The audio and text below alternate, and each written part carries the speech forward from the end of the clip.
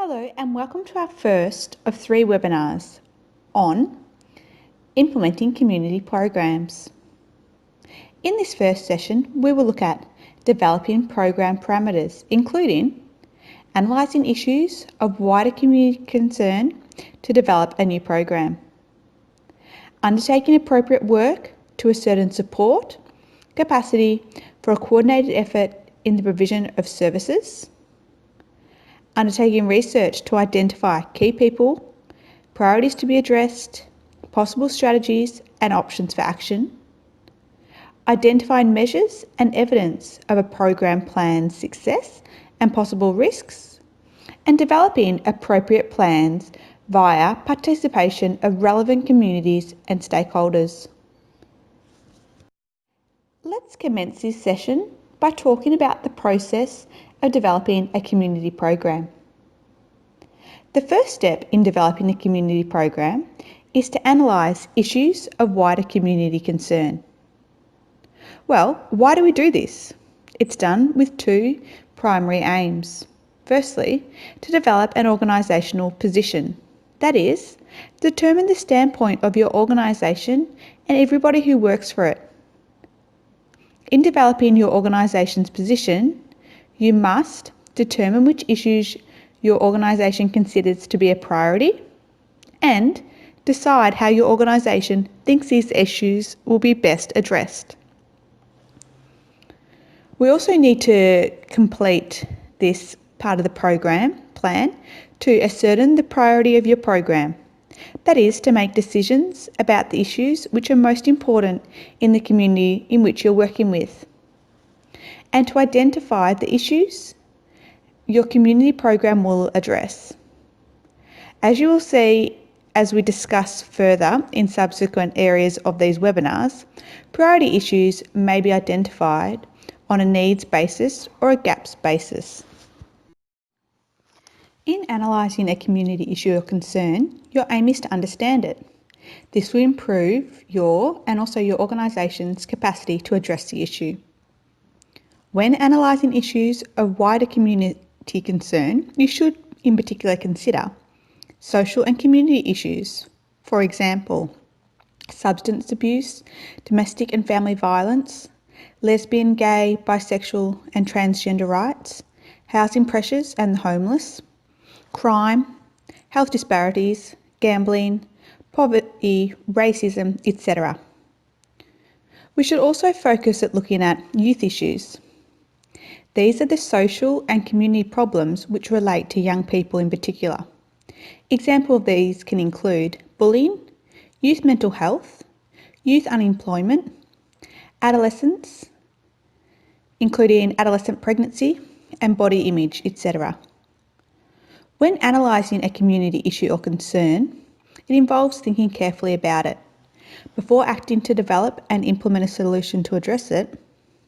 Therefore, it is particularly important to analyse problems which are not very clearly defined, or when you think little action is required to address the problem, but the nature of the action is not very clear. In analysing a community issue or concern, it's important that you consider the evidence or information related to the issue or concern. You may collect this by using primary data collection, including discussions, interviews, focus groups and surveys, or secondary data collection, including auditing service records, examining health data about the population that's collected by government or other trustworthy organisations, or by reading data and reports published by PIG, national bodies and other similar groups.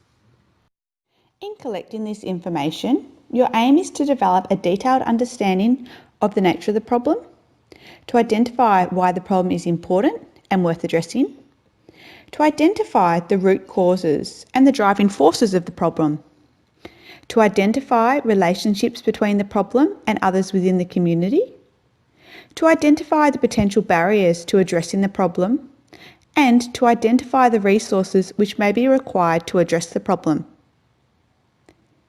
Begin thinking about which solutions may be the most effective in addressing the problem.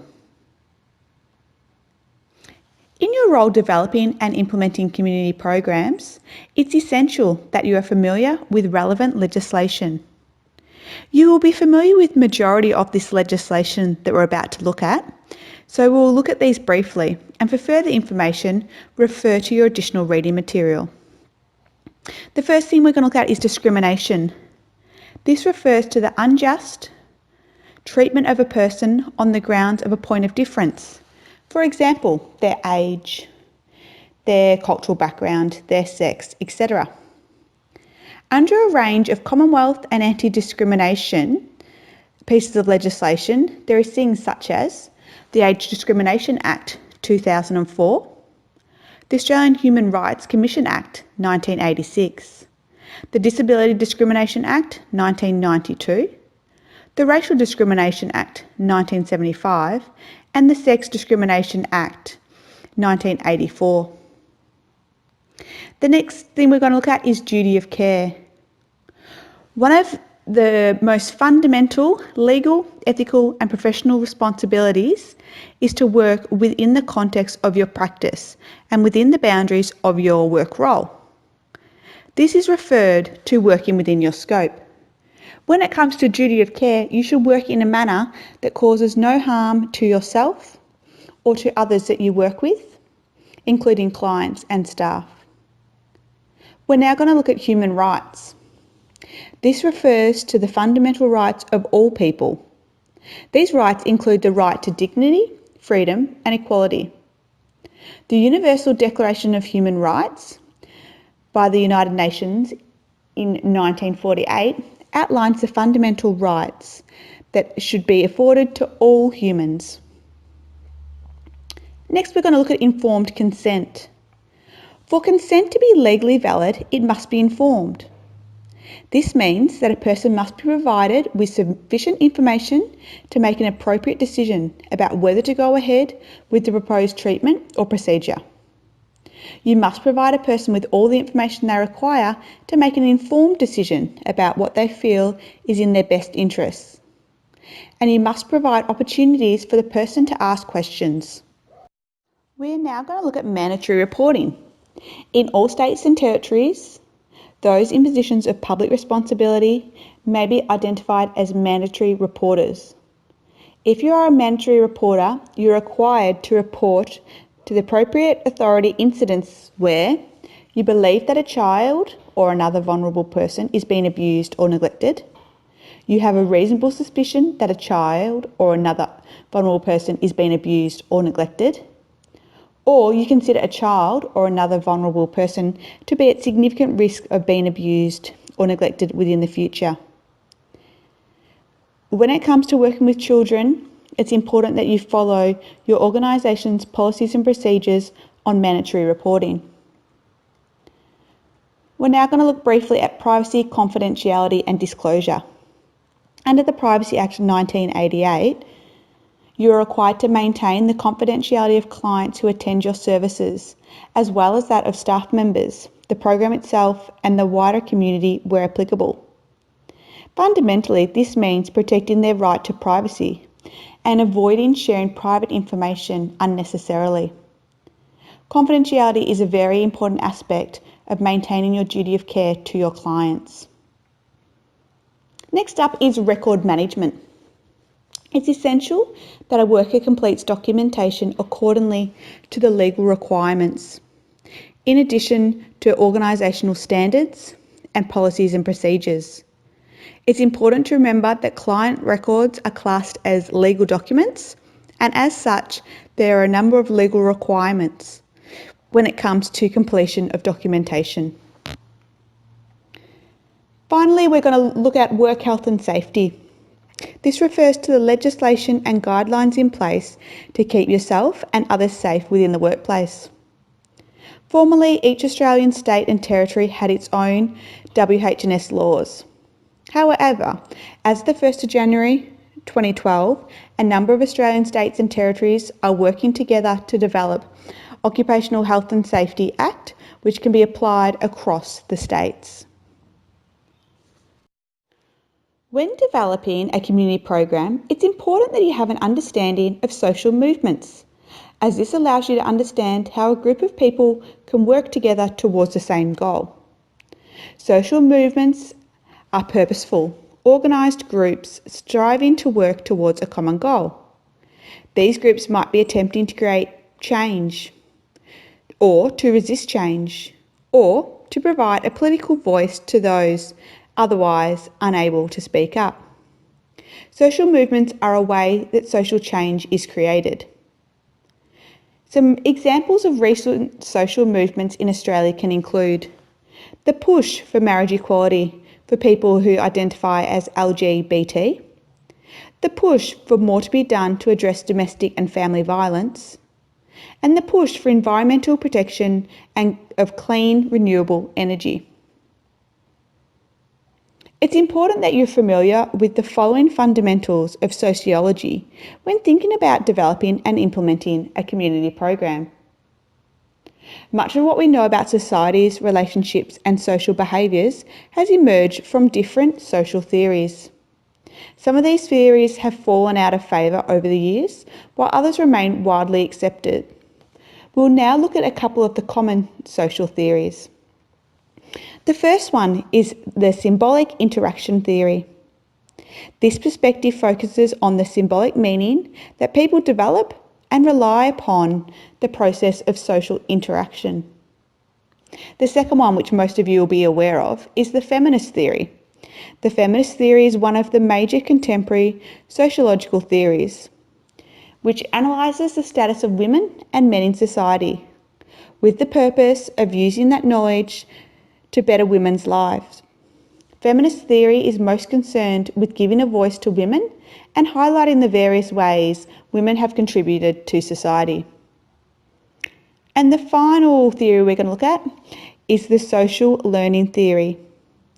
This is a theory that attempts to explain socialisation and its effect on the development of oneself.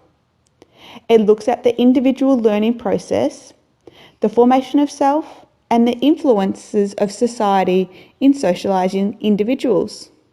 Social learning theory is commonly used by sociologists to explain things such as deviance and crime. For further information on any of these or other social theories, refer to your additional reading material. When developing a community program, it's important that you're aware of the social inequalities that can occur within society. Let's now have a look at this. Social inequality refers to the ways in which socially defined categories of people, such as gender, age, and class, are positioned with regards to access to a variety of social goods, such as sources of income, education, the healthcare system, and forms of political representation and participation. These and other forms of social inequality are shaped by a range of structural factors, such as the geographical location or the citizen status of a person. There are underpinning cultural issues as well, and identities. For example, the poor are deserving or undeserving, maybe a person's point of view. Let's now recap on the populations in Australia who are at particular risk of social inequality that we've discussed in previous webinars.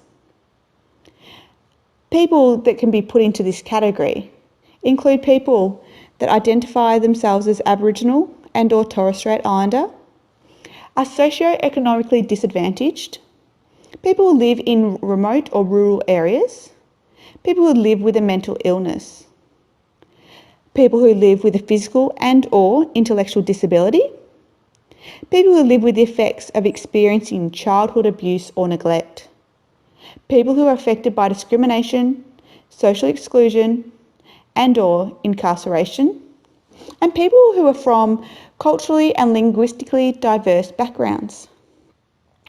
However, it's important to realise that equity issues can affect any individual or group of people.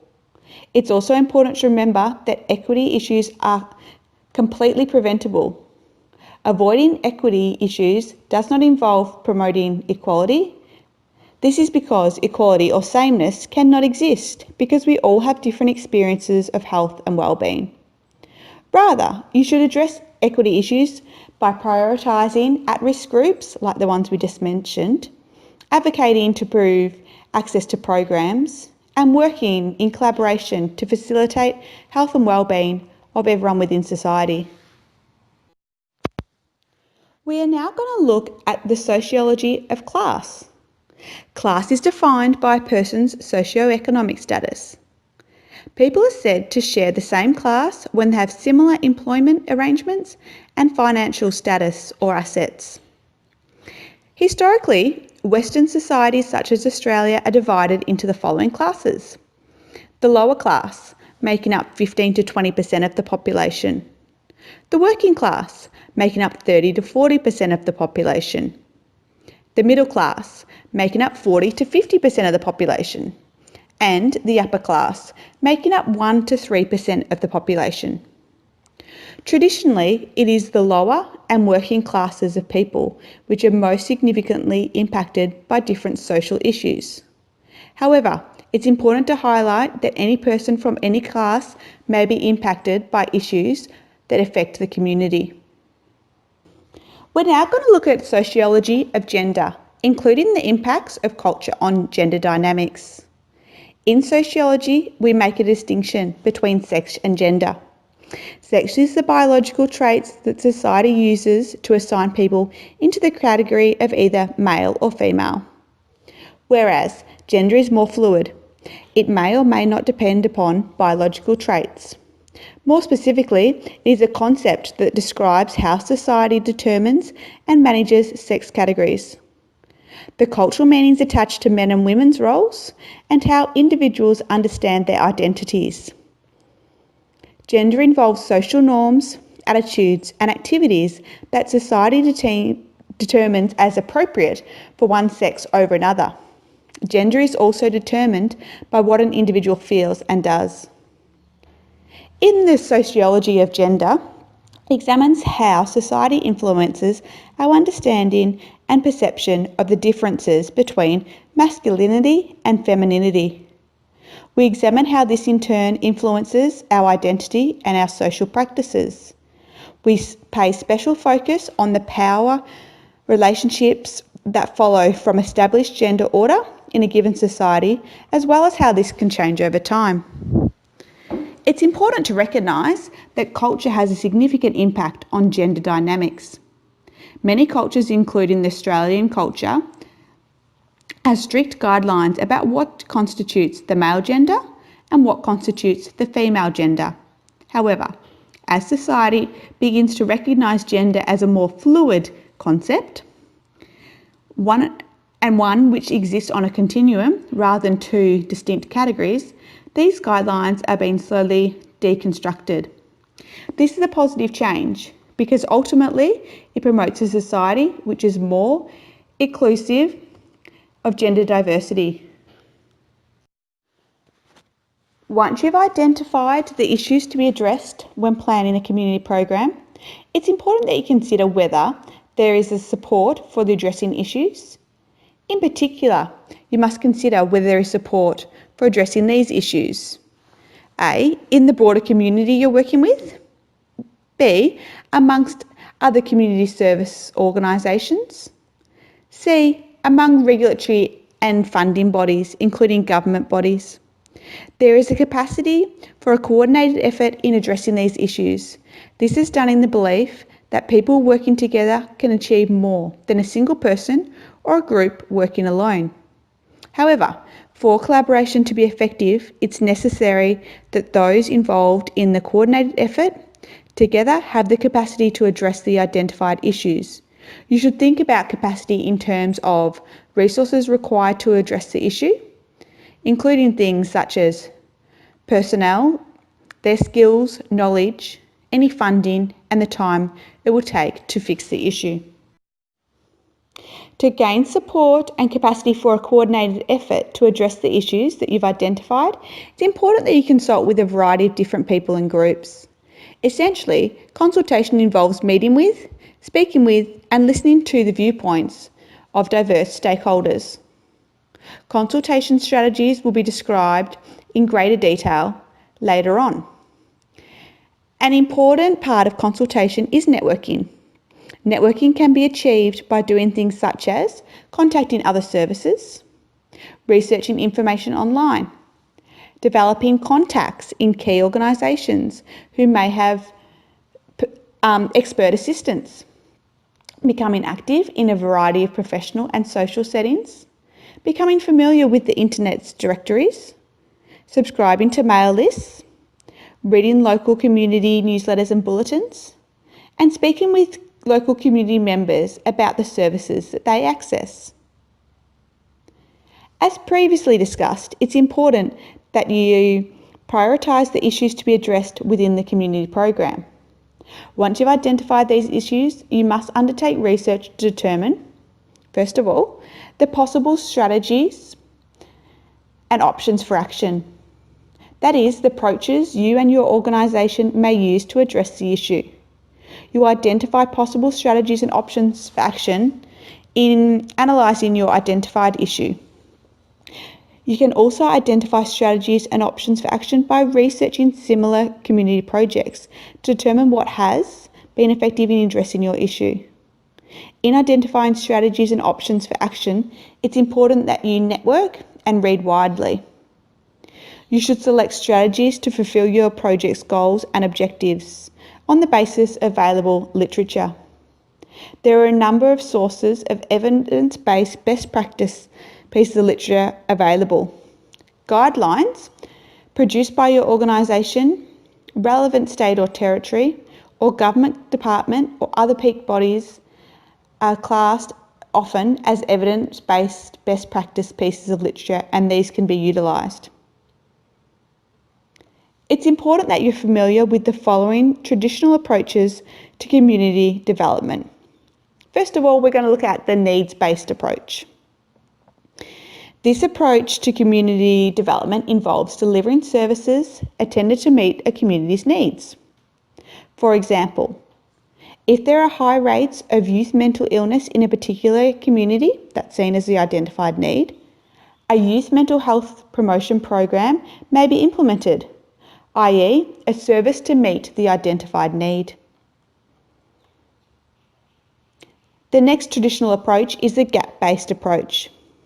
This approach to community development involves delivering services intended to address a gap in existing services. For example, a community may have a comprehensive support services for new mothers, but no support services targeted directly towards young mothers. Therefore, that would be the identified gap. A young mother's support program may be implemented. That would be the service that's put in place to address the identified gap. Ideally, the service implemented to meet the identified gap must also address a need. It's important that you're familiar with the principles and practices of contemporary community development approaches and techniques for mobilisation. The first one we're going to look at is the asset-based approach. That is ABCD. Asset-based community development focuses on utilising a community's strengths, capacities and assets to address its own needs. Even the most socially disadvantaged communities have strengths, capacities and assets, which can be drawn on to address social issues.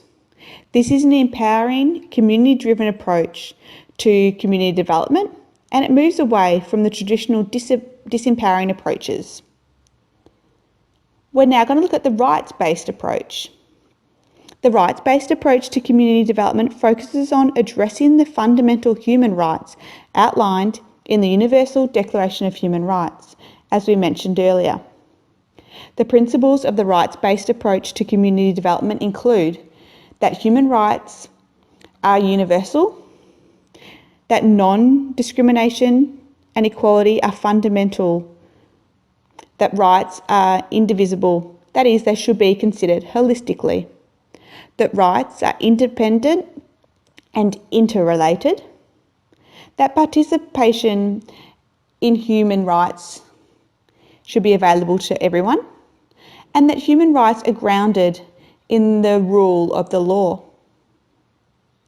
In developing the parameters of your community program, it's important that you identify and measure evidence of the success of your program.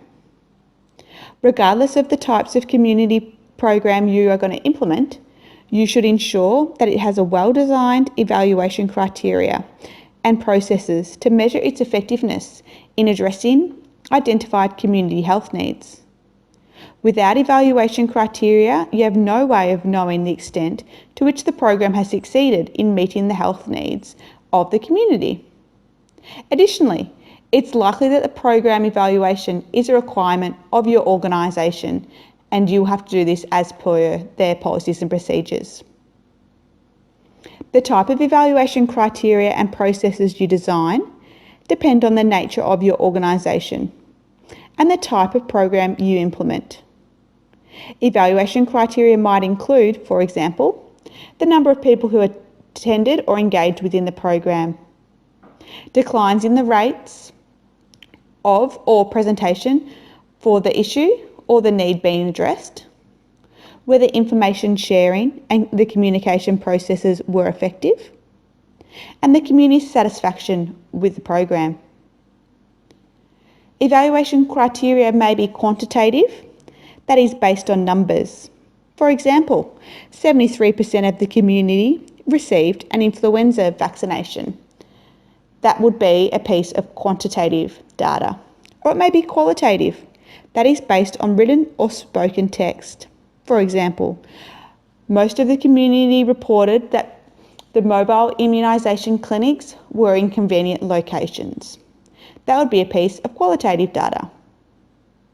The final topic in this webinar is how to develop appropriate plans for relevant participants.